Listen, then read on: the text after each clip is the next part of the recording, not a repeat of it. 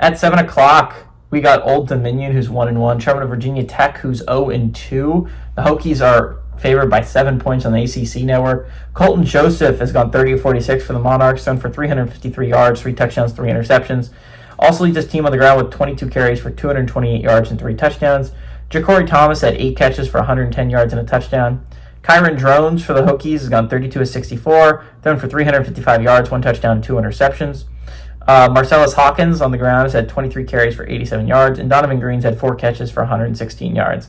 Virginia Tech is 4-2 against Old Dominion all time. Last 2 games have gone to Virginia Tech in 2023 and 2024. Virginia Tech is 3-0 when they're playing at home. 2022 was last time Old Dominion was able to win this game.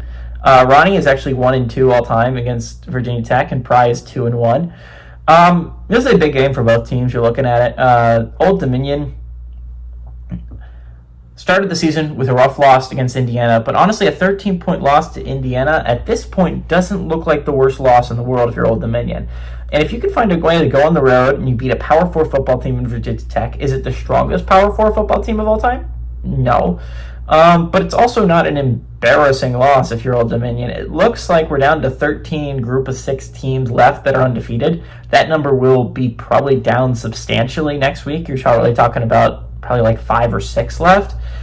So a one-loss team isn't like insane to say that they could put themselves in a decent spot. If they could go on the road and upset Virginia Tech, they wouldn't be out of this conversation to go to the college football playoffs. Now, that being said, Virginia Tech is just playing from behind now. They started 0-2, which is just heart-wrenching considering they started out so strong against Vanderbilt, and they looked competitive against South Carolina. It's just a weird 0-2, and it looks like Pry's team is out for a slow start yet again. Virginia Tech's backs are against the wall, right? You're 0-2 right now. Your only hope at an at-large berth is to go undefeated in ACC play, go to the conference championship and lose.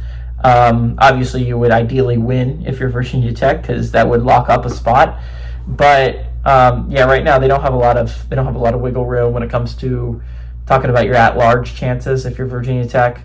The Hokies are not as bad of a team as the record indicates. I still think that this is not as bad of a team as this record indicates. I still think this is a team that should be favored by more than 7 against Old Dominion, but they have not played super great at the beginning of the year. We'll see.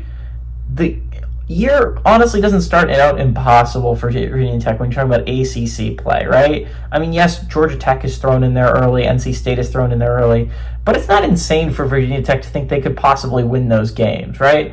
It comes later on when they play Florida State and Miami, and unfortunately you've put yourself in a position where you're going to have to beat both if you're Virginia Tech. So that's going to be rough if you're the Hokies. Again, take it one game at a time. Hokies face elimination here. If you lose this game, you are officially eliminated from at-large hopes. So big game for the Monarchs, big game for the Hokies. I'm leaning more Hokies, though. I think they have the offense. I think they have the defense. I think they've played 2 pretty good teams in South Carolina and Vanderbilt, 2 teams that are currently 2-0.